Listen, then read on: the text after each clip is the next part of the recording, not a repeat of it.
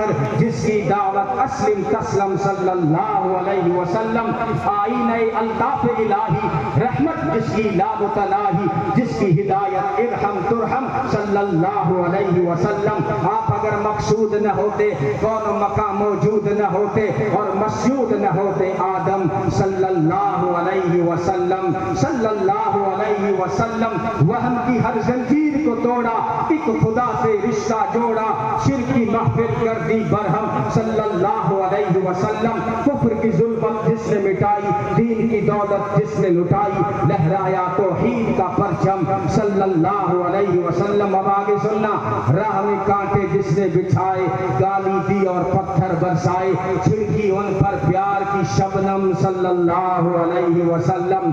ستم کے عوض ان کو شفا دی، طعن سنے اور نیک دعا دی، زخم سہے اور بخشا مرہم صلی اللہ علیہ وسلم۔ اب آپ پرسکون ہو جائیے۔